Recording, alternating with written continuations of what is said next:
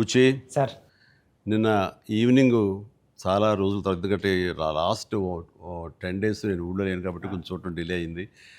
And వచ్చిన తర్వాత నిన్న వేయించుకొని చూసిన తర్వాత ఆ, ఇది సినిమా కాదు, ఒక జీవితంలో డౌన్ ట్రాడన్ పీపుల్ వాళ్ళ సఫరింగ్ అని ఒక జర్నీలా చేయించావు. సార్. మాకు పెద్ద ప్రపంచాన్ని చూపించినట్లుగా అనిపించింది నేను చూస్తున్నంతసేపు. చూసిన తర్వాత కోలుకోవడానికి, తేరుకోవడానికి సార్. అది చాలా నిద్రలో కూడా అదే ఆలోచనలు, అదే విజువల్స్ అవి కనబడుతున్నాయి. అంటే అంత డీప్ ఇంపాక్ట్ ఇవ్వగలిగావు. అండ్ నీ ఆలోచనలు కానీ, నీ మస్తిష్కంలో నుంచి బయటకు వెలువడిన ఆ కథాంశం కానీ అంత డీప్ ఇంటూ అవర్ హార్ట్స్ అది టచ్ చేసింది. అంటే దాని ఇంటెన్సిటీ, దాని ఆ కథ ఆనెస్టీ, ఆ కథ నిజాయితీ, దాన్ని క్రియేట్ చేసిన నువ్వు కానీ, దాన్ని ప్రజెంట్ చేసినటువంటి విధానం కానీ, అండ్ ఫస్ట్ ఆఫ్ ఆల్ నీకు నేను మనస్ఫూర్తిగా నా అభినందనలు తెలియజేస్తాను. అంటే అది ఒక ఊరి సమస్యగా మొదలైన పోను పోను పోను అది యూనివర్సల్ అయిపోయింది. అది నేషనల్ లెవెల్కి వెళ్ళిపోయి మన భారతదేశం యొక్క ఆవశ్యకత ఏంటి, దాని ప్రభుత్వాలు ఈ స్పోర్ట్స్ పర్సన్స్ని ఎంకరేజ్ చేయటంలో వాళ్ళ బాధ్యత ఏంటి అని తెలియచెప్పినటువంటి ఇది. అయితే నువ్వు తీసుకున్న కథాంశం 89లో కాబట్టి నిజంగా పరిస్థితి చాలా దారుణంగా ఉండేది. అవును సార్. నువ్వు చెప్పిన ఈ ప్రయత్నం డెఫినెట్లీ అందులోనూ ఆలోచింప చేస్తానని అనిపించింది నాకు. అది చాలా మంచి ప్రయత్నం. ఒక సోషల్ మెసేజ్, ఒక దేశానికి సంబంధించి ఒక అవేర్నెస్ కానీ, మరింత సమాయత్తం చేయటం కానీ, ఇవన్నీ కూడా ఈ సినిమా ద్వారా బాగా చెప్పావనిపించింది. అండ్ ఈ సినిమాలు ఇంకా నాకు నచ్చిన అంశాలు ఉంటే కనుక చెప్పాల్సి వస్తే నువ్వు, రామ్ చరణ్ అండ్ ఏఆర్ రెహమాన్ గారు, అలాగే లిరిక్స్ అందించినటువంటి అనంత శ్రీరామ్, అట్లాగే ఎడిటర్ నవీన్ నూలి, ఇంకా ఫైట్ మాస్టర్, స్టంట్ కోరియోగ్రాఫర్గా అనుకోవచ్చు మనం. ఈ కుస్తీలు, ఈ రెజ్లింగ్లు, వీటిని మీకు స్పెషల్గా శ్యామ్ కౌశల్ గారు అండి, విక్కీ కౌశల్ గారు. ఓకే, శ్యామ్ కౌశల్ గారు ఆయన్ని నభాకాంత్ ఎగ్జిక్యూట్ చేసే ఫైట్ మాస్టర్గా ఆయన్ని, అండ్ జానీ మాస్టర్ కోరియోగ్రఫీ, ఇక వీటన్నిటి ఆర్ట్ డైరెక్టర్ గారు రత్నవేలు గారు, ఇలాంటి వాళ్ళందరి కలయికతోటి, వాళ్ళ ఇన్పుట్స్ తోటి అండ్ వాళ్ళ ప్రయత్నాలతోటి అత్యద్భుతంగా రూపుదిద్దుకుంది. ఇది ఒక కళాత్మకంగా వచ్చిందని చెప్పచ్చు. And it's a timely film. And చరణ్కి ఆర్టిస్టుల పరంగా వస్తే కనుక చరణ్ అయితేనేవి, జగపతి బాబు అండ్ శివరాజ్ కుమార్, ఫెంటాస్టిక్ శివరాజ్ కుమార్, బొమ్మని రాణి, అలాగే అబ్బాయి దివ్యేందర్ కొత్త విలన్గా కానీ ప్రతిదీ చాలా ఫ్రెష్గా ఉన్నారు, కొత్తగా ఉంది. ప్రతి ఆర్టిస్టు చిన్నవాళ్ళు అవని, జూనియర్ ఆర్టిస్టులు అవని, బ్యాక్గ్రౌండ్ ఆర్టిస్టులు అవని, వీళ్ళందరూ కూడా ఒక రియల్గా జరుగుతుంది, ఒక ఇన్సిడెంట్, ఒక సంఘటన జరుగుతుంది, ఒక ఊరి కథ, ఒక మట్టి కథ చెప్తున్నాం అనటానికి ఆ మనుషులు కూడా మట్టి మనుషుల్లాగా రస్టిక్గా అది క్రియేట్ చేయటంలోనూ, దాన్ని తెరకెక్కించడంలోనూ నువ్వు, నీతో పాటు నీ టీం మెంబర్స్ అందరూ, నీ క్రూ కానీ, క్యాస్ట్ కానీ అందరూ చాలా బాగా చేయగలిగారు. ఇవన్నీ చేయటానికి వెనకాల వెన్నెముకలా నిలబడ్డ వ్యక్తి సతీష్ కిలార్ గారు. ఆయన దేనికి నెరవలేదు. ఇదివరకంత గతంలో అన్ని సినిమాలకి ఆయన కొంచెం పరోక్షంగా వెనకుండా నడిపించేవాళ్ళు. ఇప్పుడు తెర ముందుకు వచ్చారు బాహాటంగా ప్రొడ్యూసర్గా. కాబట్టి ఆయన ప్రయత్నం కానీ, ఆయన గుండె ధైర్యం కానీ, దీన్ని నీ మీద పెట్టుకున్న నమ్మకం కానీ, కంటెంట్ మీద ఆయనకు ఉన్నటువంటి విశ్వాసం కానీ, ఇవన్నీ కూడా ఈరోజు సఫలీకృతమైనవి. అండ్ అవ్వటానికి మీరు అందరూ ఎంత ప్రయత్నాలు చేసినా సరే తెర మీద కనిపించడానికి రామ్ చరణ్ ఎలా చేస్తాడు అనే దాని మీద ఉంటుంది కదా. మీరు అందరూ బాగా నటించాడని నిన్న వాళ్ళ అమ్మ అంటుంది. బాగా నటించాడు అన్నది కరెక్ట్ సర్టిఫికేట్ కాదు రేఖ, కరెక్ట్ మాట కాదు. జీవించాడు అని అనాలి. నాకు ఆ పాత్రలు ఒదిగిపోయాడు అని నాకు అనిపిస్తుంది. నేను యాక్టర్ నాకు తెలుసు. అవతల క్యారెక్టరు ఏడుస్తూ మనల్ని ఏడిపిస్తే కనుక అది నటన. వాడు ఏడవకుండా కళ్ళల్లో ఆ భావం పలుకుతూ చూసే ప్రేక్షకులు ఏడిపించాడంటే వాడు జీవించినట్లు. నేను అక్కడ ఒక క్యారెక్టర్ చూస్తున్నాను తప్ప చరణ్ని చూడలేదు. పెద్ది కనపడుతున్నాను అక్కడ. పెద్ది తను ఏడవకుండా తన భావోద్వేగాల్ని కళ్ళ ద్వారా చూపిస్తున్నాడు తప్ప ముఖవళికల ద్వారా, మజిల్స్ ద్వారా చూపించట్లేదు. అది చరణ్ స్పెషాలిటీ. అందుకని మనం ఎక్కువ ఇన్వాల్వ్ అయిపోతారు. ఏం నటించాడు అనొచ్చు, చాలా గొప్ప గొప్ప నటులు ఉండొచ్చు, వాళ్ళ సిస్టమ్ వాళ్ళ విధానాలు చేయొచ్చు. కానీ భావోద్వేగాల్ని లోపల ఫీల్ అవుతావు, ఫీలింగ్ని మునిపంట నొక్కి పట్టి ఎక్స్ప్రెస్ చేస్తూ ఆ కళ్ళ ద్వారా పలికించడం, అది చూసి మనకి అరే నువ్వు ఏడిస్తే బాగుంటుందిరా అనొచ్చు, కానీ మనకి గుండె పిండేస్తుంది. మనం ఏడలేని సిచ్యువేషన్స్, కానీ ఏడిస్తే బాగుంటుంది అనిపిస్తుంది. ఇట్లాగా టోటల్గా అరెస్ట్ చేసేసి తను చూపించిన విధానం, ఎస్పెషల్లీ అప్పల్ సూరి మరణం దగ్గర నుంచి తన మోటివేట్ అయిన ఇది నుంచి ఇంకా సినిమా గ్రిప్పింగ్ వెళ్ళింది, అవును సార్. ఇంకా డీవియేషన్ లేదు. అవును. అది చాలా చక్కగా పరిపూర్ణంగా సఫలీకృతమైనట్లు. అది అక్కడ తను చాలా బాగా ప్రజెంట్ చేశాడు, పెర్ఫామ్ చేశాడు. ఎక్సలెంట్. అంటే నా బిడ్డ కాబట్టి ఇంకా ఎక్కువగా చెప్పాలని అనిపించిన కొంచెం అడుచుకుంటూ మాటలు వెతుక్కుంటూ పొందిగ్గా మాట్లాడుతాను, కానీ అది నీలాంటి చూశాడు కాబట్టి నువ్వు చెప్పాలి. సార్ మీరు మాట్లాడగలదు సార్, ఎందుకంటే సార్ ఇప్పుడు ప్రపంచం అంతా మాట్లాడుతుంది సార్ చరణ్ సార్ పర్ఫార్మెన్స్. పెద్ద అంటే చరణ్ సార్ అంటే పెద్ద. ఎందుకంటే సార్ ఈరోజు అందరూ ముత్త కంఠంతో అనేది ఒకటి సార్, ఏంటంటే ఏం పెర్ఫామ్ చేశారు అందరూ చిరంజీవి అంటున్నారు సార్. చిరంజీవి అండి సార్. హాస్పిటల్ సీన్లో చరణ్ సార్ పర్ఫార్మెన్స్ అంటే మీరు అన్నారు చూసారా, అంటే ఆయన ఫేస్లో బాధ ఉంటుందండి, కానీ మనకి ఆడియన్కి మాత్రం గుండె మెలిపెట్టేసినట్టు. నేను చరణ్ గారు అందరూ మనం ఐమాక్స్కి వెళ్ళాం సార్. ఐమాక్స్కి వెళ్తే మొత్తం థియేటర్లో సీట్లో ఉన్న వాళ్ళందరూ బ్యాగ్ తిరిగి ఇలా బెండ్ చేసి నీస్ మీద అన్నా నీకు నేషనల్ అవార్డు అన్నా అని అరిచారండి. ఈ ఇంట్లో చరణ్ గారి పెర్ఫార్మెన్స్కి నేషనల్ అవార్డు వచ్చంటే నాకు అంతకన్నా హ్యాపీ ఉంటుంది సార్. అంతకు మించిన సంతృప్తి ఇచ్చేసాడు. ఒక తండ్రిగా, ఒక నటుడిగా అంటే మళ్ళీ సీనియర్గా, తోటి నటుడుగా, కాంటెంపరీ నటుడిగా నాకు నిజంగా చరణ్ గర్వకారణం. అండ్ నేను ఎంత తక్కువ మాట్లాడితే అంత మంచిది, ఎందుకంటే ప్రేక్షకులు వాళ్ళే మాట్లాడేసారు నా బిడ్డ గురించి. అంటే ఇక్కడ చిన్నప్పుడు చదువుకున్న ఒక సుమతి శతకంలోని ఒక పద్యం గుర్తుకొస్తుంది. ఇది పుత్రోత్సాహం పుత్రుణ్ణి కన్ననాడు కాదు, పదుగురు దాన్ని గుర్తించి వాళ్ళు మెచ్చుకుంటున్నప్పుడు, వాళ్ళు పొగుడుతున్నప్పుడు, అది కదా నిజమైన పుత్రోత్సాహం అంటే. దాని అర్థం తెలిసొచ్చింది, ఇప్పుడు అనుభవపూర్వకంగా తెలిసొచ్చింది. And I'm really proud of my son, Charan. I love him. And then ఇక అదర్ క్యారెక్టర్స్ మీరు కన్సిడర్ చేసింది కానీ అది కానీ అప్పల్ సూరి క్యారెక్టర్ జగపతి బాబు టోటల్గా ట్రాన్స్ఫార్మ్ అయిపోయాడు. జగపతి బాబు అని తెలియకోవడానికి అతని కళ్ళు, ఆ తర్వాత అతని వాయిస్ వింటే కానీ అర్థం కాదు. మీ ఇంటర్వ్యూల ద్వారా నాకు తెలిసిపోయింది కాబట్టి, ఆ గెటప్ చూశాను కాబట్టి అయింది, కానీ నిజంగా ఎవరైనా కొంచెం కొత్త వాళ్ళు చూస్తుంటే కనుక అతను గుర్తుపట్టలేనంతగా ట్రాన్స్ఫార్మ్ అయిపోయాడు. మనకి జగపతి బాబు కనపడకుండా మీరు అప్పల సూర్యునే మీరు కనిపించేలా చేయటం అనేది మీ కాన్సెప్ట్, మీ డిజైనింగ్, అది చాలా అద్భుతంగా చేసి తను కూడా చాలా అవును సార్. మీరు అన్నట్టు ఒదిగిపోయాడు. అవునండి, మీరు అన్నట్టు అప్పల్ సూరి క్యారెక్టరే ట్రిగ్గర్ చేస్తారు సార్ కథకి. ఏ ఎమోషన్ కావాలో అప్పల్ సూరే జెండా పట్టుకొని పెద్ద చేతిలో పెడతాడండి, అక్కడ నుంచి పెద్ద తీసుకుని ట్రావెల్ అవుతాడు సార్. అది కరెక్ట్ సార్, మీరు ఏదైతే చెప్పారో అది. అందుకే అలా సార్ అప్పల సూరి క్యారెక్టర్ అన్న డ్రైవ్ చేయబట్టే లాస్ట్లో స్టేషన్ కూడా అప్పల వాళ్ళ అయింది సార్. అది చాలా మంచి ట్రిబ్యూట్. అది అక్కడ కూడా చరణ్ పెద్ద అన్నామని అంటే పెద్ద అనేది ఆ క్యారెక్టర్ గ్రేస్, ఆ క్యారెక్టర్ చాలా బాగా. తర్వాత శివరాజ్ కుమార్ శివన్న ఆ క్యారెక్టర్ ఒప్పుకొని చేస్తాననటం అనేది ముందు అసలు ఫస్ట్ సక్సెస్ నీకు, అది అదృష్టం నీకు.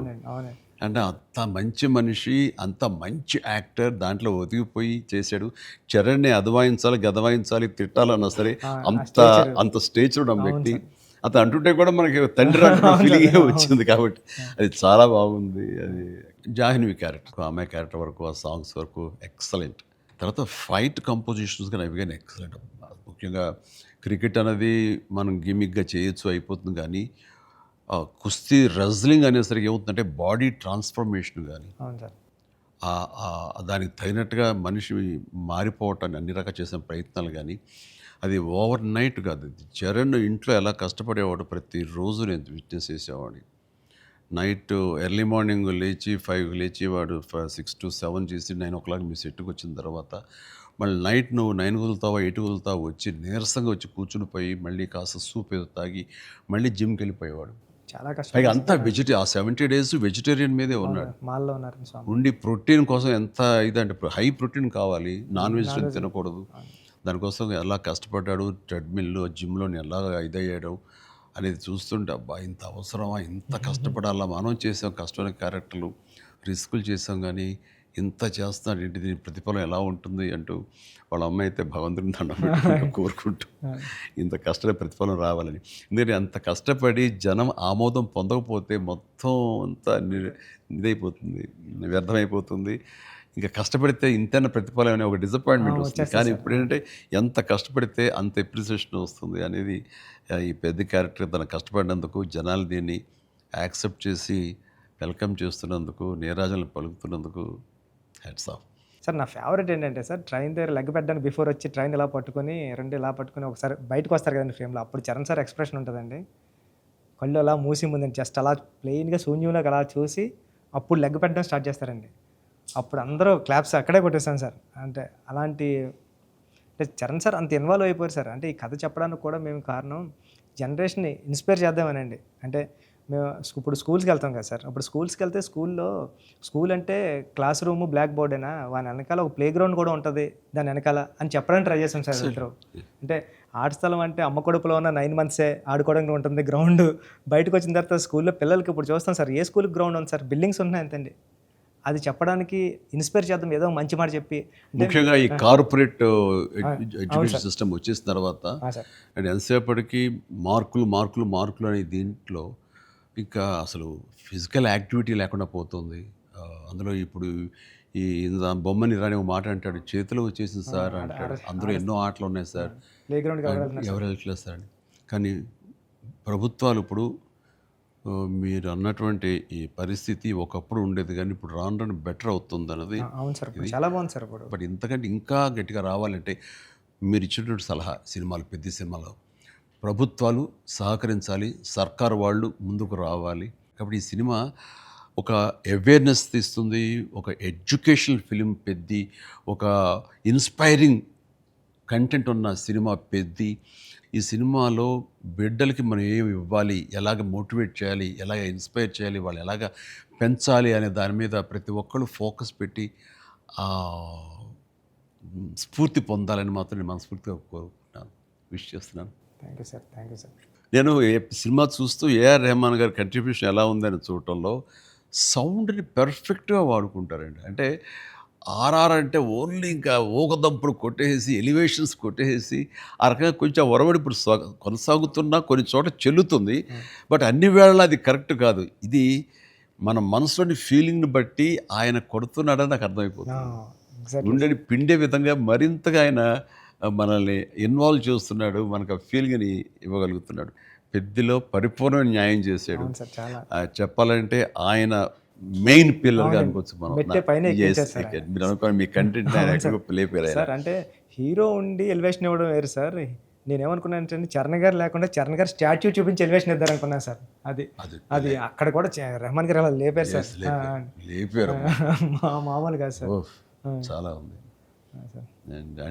పైగా ఇది అఫ్కోర్స్ మీరు ఇంటర్వ్యూస్లో మీరు అన్నారు, రెహమాన్ని ఎలా ఒప్పించావని చరణ్ చెప్తుంటేను అక్కడికి వెళ్ళిన బాడీ లాంగ్వేజ్ బట్టిను ఎవరైనా సరే అది. బట్ ఎవరికైనా సరే నువ్వు చెప్పే కంటెంట్ ఉంది, అది మెయిన్. కొంచెం విజ్ఞత, కొంచెం అవగాహన, ఆ సెన్స్ ఉండే ఎవరికైనా సరే ఆ కంటెంట్ నువ్వు చెప్పగానే దానికి డెఫినెట్లీ ఆమోదయోగ్యం, ఆమోద ముద్ర పడిపోతుంది. డిఓపి గారు అయితే ఆయన చాలా బాగా చూపించాడు. నువ్వు ఏదైతే ఒక మట్టి కథ అనుకున్నావో, రస్టిక్ అనుకున్నావో, ఏమంటే ఆ రఫ్నెస్ అది మొత్తం కనిపించేలా చేశాడు దాన్ని. Did his job very well. And తర్వాత ఇంకా మీ నవీన్ గారు అయితే టీజర్ దగ్గర నుంచి ట్రైలర్ దగ్గర నుంచి ఆగలేక ట్రైలర్ కూడా నేను దాన్ని చెప్పేశాను ముందు, అద్భుతంగా ఈయన కటింగ్. తర్వాత నాకు బాగా నచ్చింది ఆ డిజాల్వ్ అయ్యి వస్తుంది క్రికెట్ దగ్గర నుంచి రెజ్లింగ్కి. ఇవన్నీ ఇంటర్ రిలేటెడ్గా ఉంటాయి అని నేను చెప్పినట్టుగా చెప్పడం అనేది తన ఇది. అండ్ ఎన్ని చోట్ల బట్ సినిమాలో నెరేషన్లోనే మీరు బ్యాక్ అండ్ ఫోర్త్ వెళ్ళి చెప్తారు. ఇది అంటే బొమ్మన్ ఇరానీని ప్రేక్షకుని చేశారు. బొమ్మన్ ఇరానీకి ఎలాగైతే కథ అడికి అర్థమవుతూ వస్తుందో సేమ్ ఆడియన్స్ అది మంచి కాన్సెప్ట్. ఇది ఎడిటింగ్ బ్యాక్ అండ్ ఫోర్త్ వెళుతూ చెప్పటం అన్నది ఇట్ ఈస్ మంచి ప్రయత్నం. And that way my heartfelt appreciation to Naveen నోలీకి. అలాగే ఆర్ట్ డైరెక్షన్ గురించి ప్రత్యేకంగా చెప్పలేదు. అన్నీ కూడా పెర్ఫెక్ట్గా ఆ హార్మోనీ ఉంది. ఒకటి ప్రత్యేకంగా అయ్యి ఏంటిది అనట్లేదు, అన్నీ కథలో ఇమిడిపోయే విధంగానే ఉన్నాయి. ఎగ్జాక్ట్లీ. ఆ యంగ్ విలన్ దివ్యందు వీళ్ళందరూ కూడా చాలా బాగా కంట్రిబ్యూట్ చేశారు. లాస్ట్లో కూడా బొమ్మన గారు స్టాచ్యూ చూడకుండా వెళ్ళిపోదాం, చరణ్ గారిని కలవకుండా వెళ్ళిపోదాం అంటాడండి. చరణ్ ఎందుకు నేను కలవకూడదు అనుకున్నాడు బొమ్మని రాణి అంటే అంతే. ఆ గుడ్ ఫీలింగ్ అలా ఉండిపోవాలంటే కలవకుండా ఉండటమే కరెక్ట్. లాస్ట్ ఫేజ్ వరకు కూడా అలా కూర్చొని చూస్తున్నారు సార్. లాస్ట్లో కూడా ట్రైన్ని ఎలా ఎక్కి ఆగి కొట్టాను చరణ్ అంటే ట్రైన్ వచ్చింది కదా, అవును సార్. మరి ట్రైన్ ఉంది కదా ఎందుకు నడిపించావే బాబు అంటే మేము పడ్డ బాధ మీకు తెలియాలి. బాగుంది, మంచి సమ్మప్, అది బాగుంది. అంటే పెద్దిగాడి కోసం ఆ రోజు బండి ఆగింది సార్. మా జీవితాలు మొదలయ్యాయి. మాకు స్కూల్ వచ్చింది, వైద్యం వచ్చింది, సర్కారు వచ్చి మా అవన్నీ క్రిస్ప్గా చాలా బ్యూటీతో పట్ట అన్ని తర్వాత అండి లాస్ట్లో మళ్ళీ వస్తారు కదండి చరణ్ గారు స్క్రీన్ బ్యాక్కి పెద్ద అరుస్తాడు కదండి. అది ఎక్కడ బర్ణ వల్ల తెలియలేదండి ఎవరికైనా. బొమ్మన్ గారికి గట్టిగా పట్టుకుని పెద్ద అని అరిస్తే అప్పుడు కొండల మధ్యలో కుక్కను పట్టుకుని వెళ్తూ ఉంటారు. డిసప్పర్ అయిపోయి అనుకోకుండా గుడ్ ఫీలింగ్. పుడతామేటి మళ్ళీ చూస్తావేటి మళ్ళీ ఇలాంటి సినిమాని ఇలాంటి సినిమాని మళ్ళీ చూస్తావేటి అనిపించింది. అది ఫెంటాస్టిక్. సతీష్ గారికి ఇది ఒక ప్రౌడ్ ఫిలిం ఇది. అండ్ ఆయన ప్రైడ్. ఆయన ఇంకా తర్వాత బోర్డు సినిమాలు తీయచ్చేమో కానీ ఇది ఇచ్చేటటువంటి సాటిస్ఫాక్షన్, ఇది ఇచ్చే గుర్తింపు, ఇది ఇచ్చిన రెస్పెక్ట్ కానీ అది సతీష్ గారు యూ డిజర్వ్ దిస్. అండ్ దీని వెనకాల మీ సపోర్ట్, మీ ఇలాంటి సినిమా తీసినందుకు నాకు కూడా చాలా ప్రౌడ్. సార్ మీరు ఒప్పిన టైంలో చెప్పారు సార్ నాకు, డబ్బులు ఎలాగైనా వస్తే రెస్పెక్ట్ సంపాదించి ఫస్ట్ అని. ఈయన డబ్బులు ఎలాగైనా సంపాదించుకుంటారు. ఆయన ఉన్నటువంటి కన్స్ట్రక్షన్ అయితేనే, అనుకున్నటువంటి డిజిటల్ ఐటీ వలన అయితేనే. కానీ ఈ సినిమా ద్వారా గుర్తింపు, ఒక రెస్పెక్ట్ వచ్చింది. అది ఈయన ఫుల్గా ఎంజాయ్ చేస్తున్నారు. బికాజ్ ఆయన సపోర్ట్ ఈ సినిమాకి అంతగా ఇచ్చారు. నువ్వు అనుకున్నవన్నీ కూడా ఆయన నీకు అమర్చారు. ఈయన పూర్తి న్యాయం చేశారు ఆయన. సతీష్ సార్కి నాకు లైఫ్లో ఫస్ట్ మూవీ అన్నట్టు సార్. ఇది వృద్ధికి ఇది ఎప్పటికీ మర్చిపోలేము సార్ ఈ రిలేషన్ని. దీనంతా నువ్వు చేస్తావే, నువ్వు ఆ టైప్ ఆఫ్ మా ఆలోచన డైరెక్టర్ సార్. మీరు నాకు ఉప్పిన ఇచ్చారు సార్ ఫస్ట్. చరణ్ సార్ ఏమో పెద్ద ఇచ్చారు సార్. మీతో కూడా ఒక ఛాన్స్ అవ్వండి సార్, చేస్తాను ఎప్పుడైతే అప్పుడు. నువ్వు అలా పరిగెత్తమని, తూకమని, వైర్లతో అంటే అయ్యో సార్ మీరు ఇప్పుడు కూడా చేస్తున్నారు సార్. ఇప్పటికి వైర్లు కడుతుంటారు, పైకి లేపుతుంటారు, పల్టీలు కొట్టిస్తుంటారు. మొన్న శంకర ప్రసాద్ దీంట్లో కూడా చేశాను. పని అవసరం వచ్చేసరికి దేనికి నెరవం, దేనికి వెనకం చేసే పరిస్థితి లేదు. ఇంకా ఒకసారి ఎన్ని వైర్లు కట్టి అన్నీ ఇవైపోయింది, కవిలిపోయింది. చరణ్ చూశాడు ఇంట్లో, ఏంటిది అన్నాడు. వైర్లు కట్టి లేపారు. ఇంకా వైర్లు ఇంటికి కడుతున్నారా? వాళ్ళు పిలిచి డాంగ్ ఎలా కష్టపడతారంటే మీరు అది అని తిట్టాడు. మరి లేదరా వాళ్ళు కాదురా డూప్ సరిగ్గా చేయలేదని ఆయన తీసేసి నేనే చేశాను రా షార్ట్ అని వాళ్ళు అదే అన్నారు. డాడీ చేస్తానన్నారు అని. అంటే చరణ్ ఇందులో ఎంత కష్టపడ్డాడు అనేది నేను చెప్పాల్సిన అవసరం లేదు. ఆడియన్స్ ఆల్రెడీ వాళ్ళ క్యారెక్టర్ ద్వారా వాళ్ళే గుర్తించారు. వాడు ప్రతిరోజు అలసిపోయి ఇంటికి వచ్చి నీరసించి అలా కూర్చున్న ప్రతిసారి నాకు మా నాన్నగారు నాతో ఏమన్నారో, నన్ను ఏమనేవారు అది గుర్తుకొచ్చేదనమాట. అంటే దొంగ అనే సినిమాలో 8 అంతస్తుల ఒక హోటల్ పైన పారపెట్ వాల్ మీద నేను రోల్ చేస్తూ వెళ్ళినప్పుడు కింద స్లిప్ అయితే మాత్రం ఇది ఇప్పట్లా వైర్లు ఇలాంటి సేఫ్టీ డివైస్లు ఏమి లేవు. మొండితనంతో చేయటం అనమాట. అట్లాగే ట్రైన్ కింద పడుకొని గోండా సినిమాలో వెళ్తుంటే ఒక 3 ఇంచెస్ ఎవేగా బాడీ లూజ్ అయితే కంకరాలు కొట్టుకుపోయేవి. నా బలంతో ఉండాలి తప్ప ఇంకో హార్నెస్ కానీ అది కానీ లేదనమాట. ఇవన్నీ మా నాన్నగారి దగ్గర నుంచి చూసి ఇంటికి వచ్చేసి చాలా బాధపడేవాళ్ళు. తిట్టేసి ఆడి కోపంలో బాధ ఎలా ఉంటుందంటే బూతులు తిట్టేసేవారు. అలా చేయాలా అంటే ఏదో కొంచెం చెప్పకూడదు కొంచెం అలా తిట్టేసేసి ఆయన చేసేవారు. తప్పదానా దాందే ఉంది చేయాలి, లేకపోతే ఎలా కనపడదు రిజల్ట్, ఎలాగ మరి ఫ్యాన్స్ ఇచ్చేయాలి కదా వాళ్ళు ప్రేక్షకులు అని అప్పట్లో మాట్లాడేవాడిని. లేదురా రేపు పొద్దు నీకు కొడుకు పుట్టి, అప్పుడు ఇంకా చరణ్ పుట్టలేదు ఆ టైంకి, నీకు కొడుకు పుట్టి వాడు యాక్టర్ అయ్యి హీరో అయ్యి వాడు ఇలాగే కష్టపడుతున్నారు అప్పుడు తెలిసి వస్తారా మా ఫీలింగ్స్ ఏంటో నీకు అనేవాళ్ళు. నిజంగా నీ పెద్ద సినిమాకి చేసి వాడు అలసిపోయి వచ్చి కూర్చుని ఈ మణికట్టు దెబ్బ తగిలిందని కానీ కంటి మీద దెబ్బ తగిలి రక్తం ఇదే ఇచ్చింది దానికి కుట్లు పడ్డాయి అన్నప్పుడు కొంచెం ఒక హాఫ్ ఇంచ్ క్వార్టర్ ఇంచ్ కిందకి వెళ్తే కంటి గుడ్డేమవుతుందో అనే పరిస్థితి అన్నీ తెలిసినప్పుడు మాత్రం బాధపడి వ్యక్తం చేయబోయాను. నాకు మా నాన్నగారు మాట గుర్తుకొచ్చింది. ఆయన ఎంత బాధపడి ఉంటారు అని చెప్పేసి అదే బాధ ఈరోజు నేను వాడు కష్టపడి వస్తుంటే మాత్రం నాకు గుండె పిండిన ఫీలింగ్ ఉంది. అయితే సినిమా చూసిన తర్వాత కొన్ని ఎపిసోడ్స్ గురించి చెప్పాల్సి వస్తాయి. ఇందులో ఇంటర్వెల్ నుంచి మాత్రం సినిమా మనిషిని కట్టిపడేసింది, ప్రేక్షకుడిని తారాస్థాయికి తీసుకెళ్ళిపోయింది. ఎమోషనల్ జర్నీ చేయించి ఒక రోలర్ కోస్టర్ రైడ్ లాగా చేయించి అప్ అండ్ డౌన్ చేయించి పినాకిల్ ఇంకా తారాస్థాయికి తీసుకెళ్ళి అక్కడ వదిలిపెట్టారు సినిమాని. ఆటల్లో ముఖ్యంగా చెప్పాలంటే హాస్పిటల్ సీన్ బుచ్చి బా నా భూతో నా భవిష్యత్తు ఇప్పుడు తలుచుకో నాకు గగురు పడొస్తుంది, గూస్ బంప్స్ వస్తున్నాయి. అసలు హాస్పిటల్ సీను వాడి నటనకి మాట్లాడుతూ చూడు అది నటనకి, అది నటన కాదు, వాడు ఫీల్ అయిపోయాడు దానికి. అక్కడి నుంచి నా కంట తడి తడి తడి లాస్ట్ వరకు ఆగలేదు. All the appreciation, all the blessings, God bless him, God bless him. దానికి చక్కటి అంత మంచి క్యారెక్టర్ ఇచ్చినటువంటి నీకు hats off, hats off. Thank you sir, thank you sir. ఒకసారి ఎస్పి బాలసుబ్రహ్మణ్యం ఆయన నువ్వు ఒకప్పుడు ఆపద్బాంధవుడు చేసావు, ఇంకోసారి రుద్రవేణి చేసావు, అలాగే చాలా సినిమాల్లో నీ పెర్ఫార్మెన్స్ అనేది తెలుసు, కానీ ఎక్కువ కమర్షియల్ వైపు వెళ్ళిపోతున్నావు చిరంజీవి. నీలో పొటెన్షియాలిటీ ఉంది. ఎప్పుడో బాలసుబ్రహ్మణ్యం మన కె బాలచంద్ర గారు అన్నది కూడా అతను ప్రస్తావిస్తూ నీలో ఒక కమలాసనం రజనీకాంత్ అందరి కలయిక ఉంది అంటే ఏదో మాట్లాడుతూ రావాలి సినిమాలు అంటే.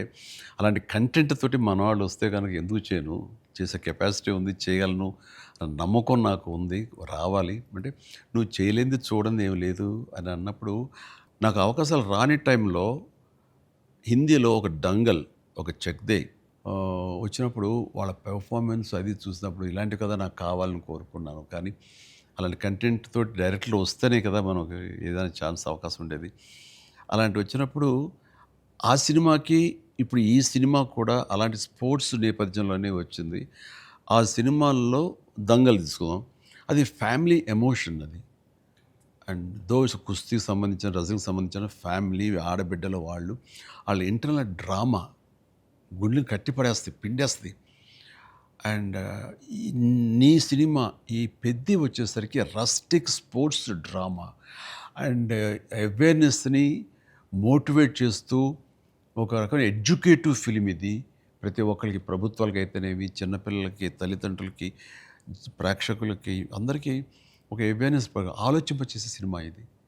అందుకని అవి క్లాసిక్ స్పోర్ట్స్ డ్రామాలైనా ఇది రస్టిక్ ఒక గ్రామీణ నేపథ్యంలో ఉండేటటువంటి మట్టి కథ, మట్టి గేమ్స్, మట్టి మనుషుల కథ ఇది. అందునే దీనికి ఎక్కువ లాంజివిటీ ఉంటుంది, దీనికి ఎక్కువ ఆదరణ ఉంటుందని నా భావన. అండ్ దట్ వే ఇలాంటి కథ చరణ్ రావటం అనేది నేను మిస్ అయింది, చరణ్ పొందాడు. కాబట్టి ఆ అవకాశం వచ్చింది కాబట్టి కొంతమంది చిరంజీవిని మించిన వాడు చరణ్ అంటున్నారు, ఒప్పుకుంటున్నారు మనస్ఫూర్తిగా. కానీ ఒక తండ్రిగా గర్వంగా ఉంది, ఒక నటుడిగా కొంచెం కష్టంగా ఒప్పుకోవాల్సి వస్తుంది. చాలా బాగా చేసేవారు చరణ్, లవ్ యూ. గ్రామీణ వాతావరణం ఈ నేపథ్యంలో కథల్లో అఫ్కోర్స్ మీ గురువు గారు సుకుమార్ పెట్టింది పేరు. సుకుమార్ సినిమా రంగస్థలం కానీ ఇప్పుడు ఈ సినిమా ఇది చూసినప్పుడు నాకు అఫ్కోర్స్ నిన్న మొన్న చనిపోయారు, దివంగతులయ్యారు భారతిరాజా గారు. కొద్ది రోజుల క్రితం నేను భారతిరాజా గారు కూడా ఈ బుచ్చి సుకుమార్ లాగానే ఆలోచిస్తారు. ఆయన 16 వైద్యుల దగ్గర నుంచి మొదలు మర్యాద కానీ ఇలాంటి సినిమాలన్నీ, నా ఆరాధన సినిమా, ఇవన్నీ కూడా చూస్తాను. నేను వాటి డిస్కస్ చేసుకుంటున్నాను. ఆ 2 డేస్లోనే నిన్న మొన్న ఆయన చనిపోయారని తెలిసినంత ఇది డ్యూ రెస్పెక్ట్ ఆయనకి మనస్ఫూర్తిగా మనం ఆయన ఆత్మశాంతి చేకూరాలని ఈ సందర్భంగా కోరుకుంటున్నాను. అండ్ ఆయన ప్రస్తావన ఎందుకు వచ్చిందంటే అలాంటి సినిమాలకు ఆయన పెట్టింది పేరు.